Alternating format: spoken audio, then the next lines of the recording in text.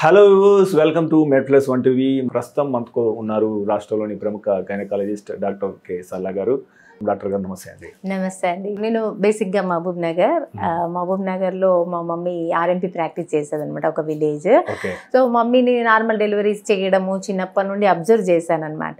So normal delivery అనగానే ఈ రోజులలో ఏమైందంటే అది నార్మల్ డెలివరీ జరిగిందంటే అదేదో ఆశ్చర్యమైన విషయం మాట్లాడుకుంటున్నాము, కానీ అది కామన్గా న్యాచురల్గా జరిగే ఒక న్యాచురల్ ప్రాసెస్. సో ఆ న్యాచురల్ ప్రాసెస్ని నేను అప్లికబుల్ చేస్తున్నా. ఊళ్ళల్లో ఎంతోమంది చేసిన వాళ్ళు ఉన్నారు. సో ఇదేంటంటే కొంచెం డిఫరెంట్ టెక్నాలజీ టిప్స్ కొన్ని అప్లై చేస్తాను అనమాట. మాకు ఎంబీబీఎస్లో పీజీలో చెప్పే మెథడాలజీతో పాటు కొన్ని ఓల్డెన్ టెక్నిక్స్, అంటే కొన్ని ఎట్లా ఉంటుందంటే మా పీజీ ప్రాక్టీస్లో పడుకోబెట్టి డెలివరీస్ చేయడం అనేది, ఫీటల్ హార్ట్ మానిటర్ చేయడం అనేది రెగ్యులర్గా మాకు నేర్పించే పద్ధతి. ఊర్లలో నేను అబ్జర్వ్ చేసిన పద్ధతి ఏంటంటే వాళ్ళని కూర్చోబెట్టి ఇలా స్తంభం హోల్డ్ చేసి ఈ పద్ధతిలో డిఫరెంట్ పద్ధతుల్లో ఈజీగా నార్మల్ అయిన మెథడ్స్ ఎన్నో అబ్జర్వ్ చేశాను. సో అలాంటి చిన్న చిన్న టిప్స్ పాటించడం వల్ల నా దగ్గర అయితే కంపారిటివ్లీ అదర్ రేషియో చూసుకుంటే నార్మల్ డెలివరీ రేషియో ఎక్కువే ఉంది. I'm so happy for that. Doctor గారు, అంటే ఓవరాల్గా అవుట్ ఆఫ్ 100 కేసెస్లో ఎన్ని నార్మల్ డెలివరీస్ అయితే మన హాస్పిటల్లో, అదే రకంగా మన దగ్గరకు వచ్చే అవుట్ ఆఫ్ 100 మహిళల్లో ఎంతమంది సహజ ప్రసవం కావాలని కోరుకుంటారు? నా దగ్గరికి ఏంటంటే చాలా ఎక్స్పెక్టేషన్, నార్మల్లీ కావాలనే ఎక్స్పెక్టేషన్తోనే వస్తున్నారు. ఎక్కడెక్కడ నుండో దూరం నుండి కూడా వస్తున్నారు. ఆల్మోస్ట్ 100% ఎవరు కూడా సెక్షన్ కావాలని ఎవరు కోరుకోరు. కంపల్సరీ పరిస్థితుల్లో సెక్షన్ తప్ప అందరూ కూడా నార్మల్గా ఎక్స్పెక్ట్ చేస్తారు. బట్ ఒక్కొక్క సందర్భాన్ని బట్టి మనకు ఎంత ట్రై చేసినా కూడా బేబీ అడ్డం తిరగడము, వాటర్ లీక్ అయిపోవడం, మోషన్ పాస్ చేయడము, డిస్ట్రెస్ రావడము, అంటే హార్ట్ రేట్ ఎక్కువ అవ్వడము లేదంటే తగ్గిపోవడము, ఇలాంటి కొన్ని కండిషన్లు ఉంటాయి. అలాంటివి ఎవ్వరు కూడా తప్పియలేరు అనమాట. సో ఆల్ ఓవర్ మనం ఎంత ట్రై చేసినా కానీ ఖచ్చితంగా 20 to 30% సెక్షన్ అవ్వడం అనేది కామన్. అది సెక్షన్ని కనుక్కున్నదే బేబీ అండ్ తల్లిని సర్వైవ్ చేయడానికి. పాతకాలంలో ఏంటంటే సెక్షన్ అనేది లేకపోవు, ఓన్లీ నార్మల్. అయితే నార్మల్ సెక్షన్ని కనుక్కోకన ముందు నార్మల్, లేదనంటే మెటర్నల్ మోర్టాలిటీ, అంటే మదర్కి డేంజర్ అవ్వడం, లేదంటే బేబీకి neonatal mortality and maternal mortality కింద చూస్తాం మనం. సో నార్మల్ ఒకటే ఉన్నప్పుడు మనకి మెటర్నల్ మోర్టాలిటీ అనేది చాలా ఎక్కువ ఉండేది. అంటే తల్లి ఇప్పుడు ఏదైనా మూవీలో చూసినప్పుడు కూడా అదొక మరుజన్మ లాగా చెప్తాం. నార్మల్ డెలివరీ అయ్యిందంటే అదొక మరుజన్మ. ఆ కాలంలో ఏం ఫెసిలిటీస్ లేవు. బ్లడ్ లీకింగ్ అయినా, డెలివరీ తర్వాత బ్లీడింగ్ హెవీ అయినా, బేబీ దమ్ పట్టిన, బేబీకి ఇబ్బంది అవ్వడో తల్లికి ఇబ్బంది అవ్వడో పాతకాలంలో ఉండేది. దాన్ని మనం తప్పించుకోవడానికే ఈ సిజేరియన్ అనే దాన్ని కనుక్కున్నాం. సిజేరియన్ వల్ల తల్లిని బిడ్డని కాపాడగలము అని. సో అలాంటి కొన్ని కాంప్లికేషన్స్ ఉంటాయి అన్నమాట. అంటే ఎవ్రీ 100 డెలివరీస్ తీసుకుంటే 20 to 30 డెలివరీస్ మనము సిజేరియన్కి వెళ్ళాల్సిన పరిస్థితి, అది 100%.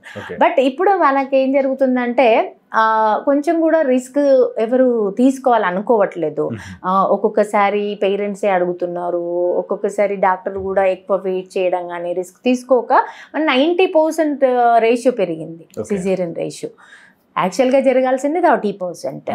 సో అలా రేషియో పెరగడానికి రీజన్ ఏంటంటే ఓవర్ ప్రొటెక్షన్ మదర్ అయ్యి ఉండొచ్చు, డాక్టర్ రిస్క్ తీసుకోకపోవడం అయ్యి ఉండొచ్చు. పెరిఫెరల్ సెటప్ అనుకోండి, అవుటర్ ఎక్కడో ఈ మానిటరింగ్ సిస్టమ్ సరిగా లేనప్పుడు కూడా ఇలా నార్మలే చెయ్యాలి అని వాళ్ళని ఫోర్స్ చేయలేం.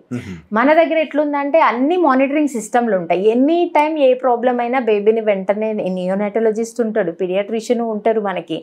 అంటే మల్టీ సెటప్ ఉంటుంది మనకి. ఒక ఫిజిషియన్ అవసరం అనుకుంటే, కార్డియాలజిస్ట్ అవసరం అనుకుంటే, తల్లికి ఏ ప్రాబ్లం అయినా వెంటనే మనకి రెస్పాండ్ అయ్యే టీం ఉంటుంది.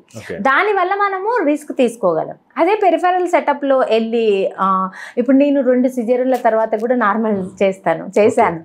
ఒక సిజేరియన్ తర్వాత నార్మల్ది కామన్గా చేశాను. సో ఇవన్నీ రిస్క్ నేను చేయగలుగుతున్నానంటే నాకున్న సపోర్ట్ సిస్టమ్, నా సిస్టమ్ బాగుంది.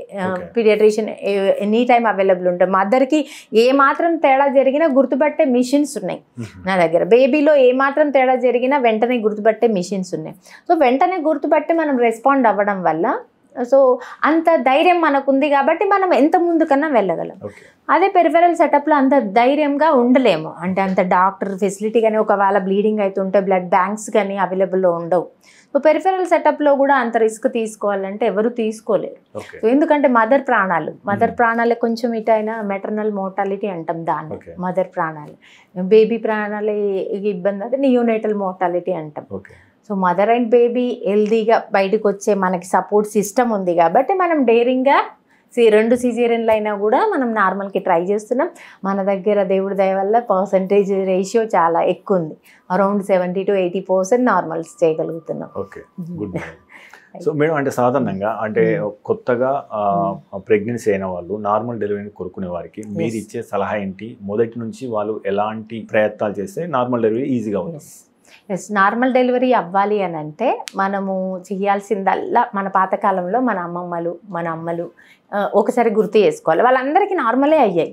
ఈ కాలంలో నార్మల్ అవ్వట్లేదు, ట్రై చేసినా కూడా. నేను కూడా ఎంత ట్రై చేస్తా ఒక్కొక్కసారి బేబీ మోషన్ చేసేయడము, లేకపోతే అడ్డం తిరిగిపోవడము, కిందకి రాకపోవడం, ఇవన్నీ అబ్జర్వ్ చేస్తున్నా నేను కూడా. ఇవన్నీ ఎందుకు జరుగుతున్నాయని ఒక ఆలోచన చేసుకుంటే మనము ఫుడ్లో చేంజెస్, ఎన్విరాన్మెంటల్లో చేంజెస్ అండ్ మన యాక్టివిటీలో చేంజ్. ఫిజికల్ యాక్టివిటీ ఉండాలి. మనము ఎక్కువ సెడెంటరీ లైఫ్ అవ్వడం వల్ల సాఫ్ట్వేర్లో కావచ్చు, ఏదైనా జాబ్ హోల్డర్లో కావచ్చు, సెడెంటరీ లైఫ్ ఎక్కువైపోయింది, ఎక్కువ పనులు చేసుకునే తగ్గిపోయింది. అప్పట్లో ఏంటంటే మిక్సీలు గ్రైండర్లు ఏమీ లేవు, దంచడం ప్రతి ఒక్కటి దంచుకునే వాళ్ళు, పనులు చేసుకునే వాళ్ళు, దానివల్ల వాళ్ళకి మజిల్ స్ట్రెంగ్త్ బాగా ఉండేది.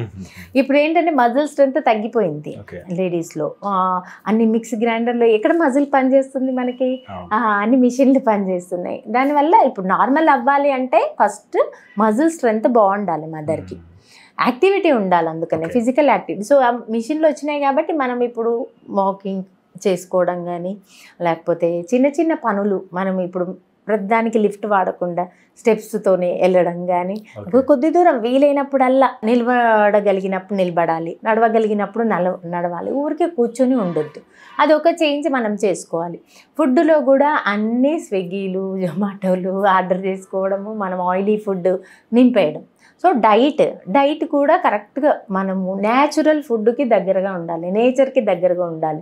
ఫ్రూట్స్ కానీ వెజిటబుల్స్ కానీ ఇవన్నీ న్యాచురల్గా మనకు దొరికేవి. డ్రై ఫ్రూట్స్ కావచ్చు, సలాడ్స్ కావచ్చు, కీరా, బీట్రూట్, ఇట్లాంటి సలాడ్స్తోనే మనం నింపేసుకోవాలి.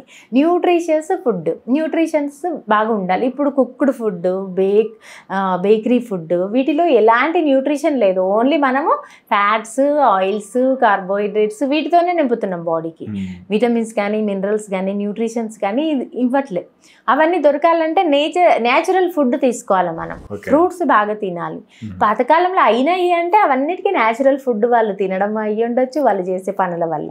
మనము అది ఒక్కసారి బ్యాక్కి వెళ్ళి ఆ లైఫ్ స్టైల్ కనుక మనం ఫాలో అవుతే 100% ఖచ్చితంగా నార్మల్ అవుతుంది.